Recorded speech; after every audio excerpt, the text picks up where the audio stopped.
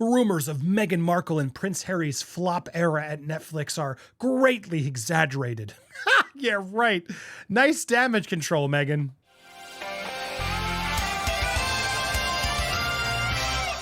Welcome to Popcorn Planet. I am Andy Signore. Look, let me just start by saying I got no dog in this race. I have come to see the light. I can see these two bozos for what they are. At the same time, I don't really care about them. I'm intrigued. I'm having fun with you guys. And I see what they're doing. And yeah, it does annoy me. I can see why so many people are annoyed. But I can also see why a lot of the sheep are going to believe this damage control that her PR team are now putting out there.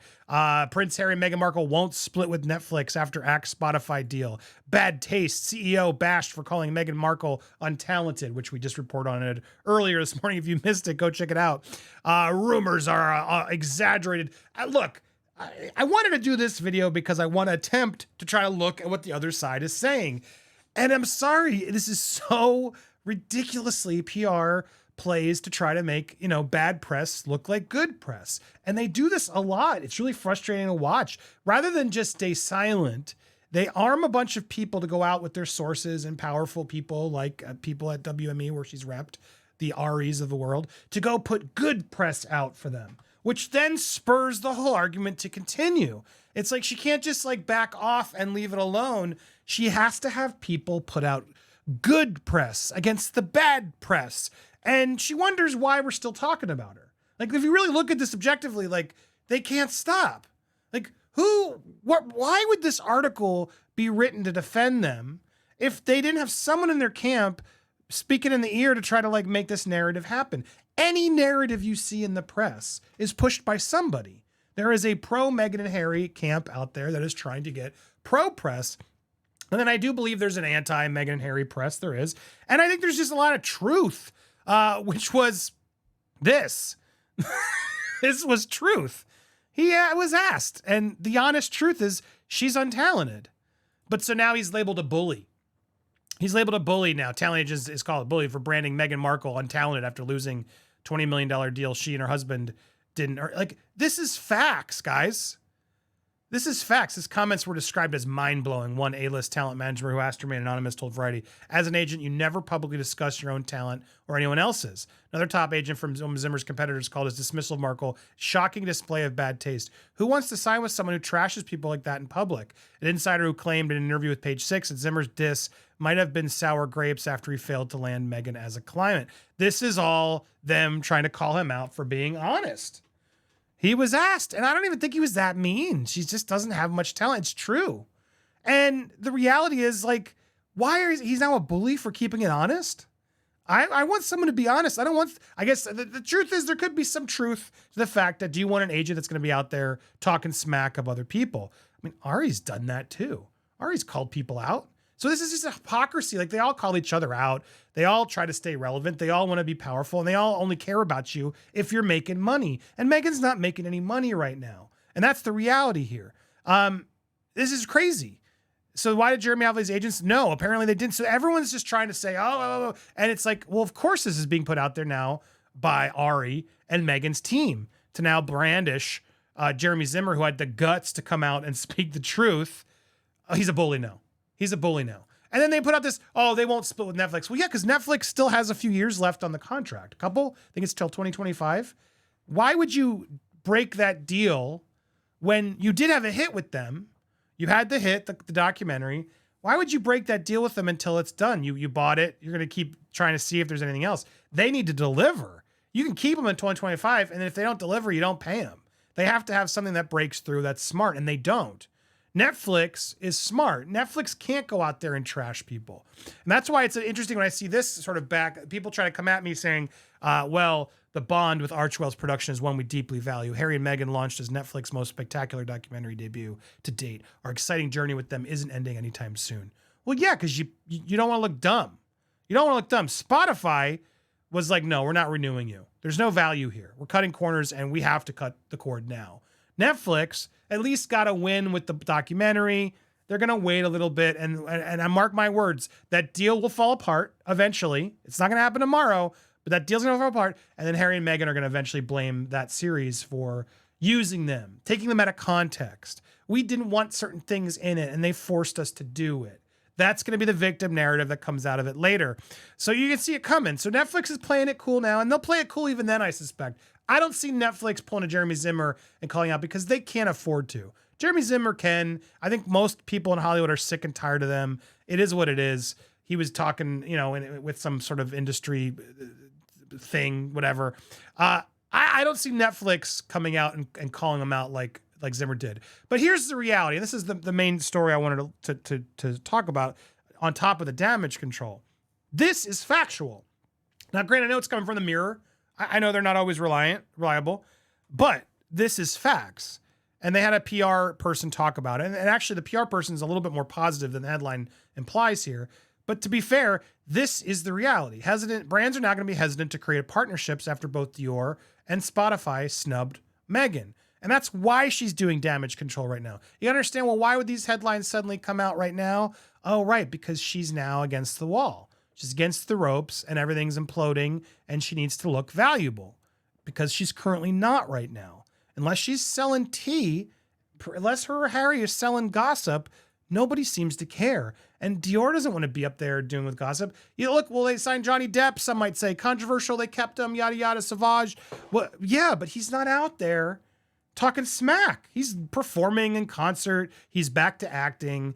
I talked to the guy. He literally doesn't want to talk about her anymore. He wants to move on with his life. Meghan and Harry don't want to move on with their lives. They'll constantly put out press, good, bad, whatever, to keep the narratives moving. That's what's so depressing. So does Dior really want to sign up with something like that? No. Does Cartier, who they're talking, that's the problem they face right now. According to a celebrity PR expert, companies are going to be hesitant to dive into a partnership with the former Suits star. But all's not lost. Obviously, they could still big enough to pull in some top brands, but they really got to figure out, does this brand connect? This is from some agency, Chad TX, or some PR expert. Her reputation precedes her, and with her credible status, she holds the potential to partner with large brands. However, these recent snubs may create hesitation among potential partners. It's important that her next move be strategic and aligned with her core values and personal brand, which will not only help her navigate potential partnerships, but also resonate with her with her audience. That's the reality. What is their brand? What is their brand? I mean, playing, as South Park smartly did in their satire, playing victim. That's definitely their brand. But what else? Oh, we want to do good for others and raise charity and be feminist and break the archetypes. And it's all just this weird, broad stuff that it's like, well, what do you mean? What work are you going to do? What work do you want to do with your life? Actual work do you want to do? Or do you not want to work? That's the problem they face right now. She wants to just be known because she's Meghan, the Duchess. She's gotten through it. And she deserves these brands. And I would argue to the brands, why would you want her? You don't have to be mean to her. But why would you want to lift her up as the symbol of what? Like, what is she symbolizing? That is the reality here. So I think this is the facts. This is a tough thing. Now, she could find some brands. She's famous. She's getting press. You'll find brands, but you don't want it to seem like you're just getting these cash cows anymore, which you admitted you did with the Netflix Spotify deals. But no, this flop error is not exaggerated. She's on the precipice, I think, right now of figuring out how to extend this. And she's going to figure it out, guys. I know a lot of you want her to just fail forever. We're still talking about her. She is still relevant. As much as that annoys you, she's relevant. But I don't think she has it in her to do the proper moves necessary to right these wrongs. She doesn't. And Prince Harry's just so dim and dumb. He doesn't know what the heck's going on. He didn't even know he could. Why didn't you do a podcast with Hassan Minaj, you dummy? You had the. I can't believe I. Well, yeah, duh. Team up with a comedian and let him do the heavy lifting, and you get to say some dumb things. And there you go. Ride that into the sunset. But no, these two don't want to work. And so I understand why this is frustrating. Eternal victims always. Why would anyone want to sign up with this? And to see this damage control out there to try to like turn the narrative and rally all these people this person blocks me, by the way, because all these, they don't want to be challenged. Reminds me of someone else who shall not be named. It's just wild. It's wild to me. And not nearly as much engagement as others.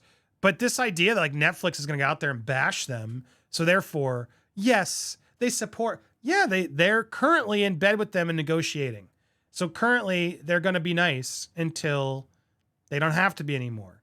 And they're sure as hell not going to renew their $100 million deal. So everybody out there trying to say this is the win, they're just clueless.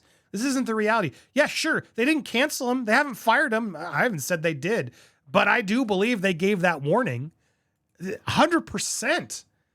They got a warning. Maybe not direct. Maybe, so, like, hey guys, you got to deliver. You can't just copy the shows you want to do. And you need actually good ideas here. What else you got? What else you got? That's Hollywood, man. What's next? Great. Good win on that. What's next? And what's next is she's launching her own brand, which honestly, probably smart. She's got a lot of sheep who will just buy and support. And can she elevate that to become the Duchess without actually being a Duchess? We will see. We will follow it all along. But what do you think of all this? Are you surprised to see the press coming in? They won't split with Netflix. Yeah, because they got 2 years left. Netflix did make some money. Love them or hate them, the gossipy, salacious Meghan and Harry doc was a success for Netflix. You don't want to turn on them just after doing this. That would look really bad on Netflix's part. 100% agree. But what else you got? They got nothing. The Invictus Games is up next. They got some great expectations show. It'll be interesting to see if Netflix really lets that go. Whatever Netflix does next with them, that's not the Invictus Games, which is already sort of made.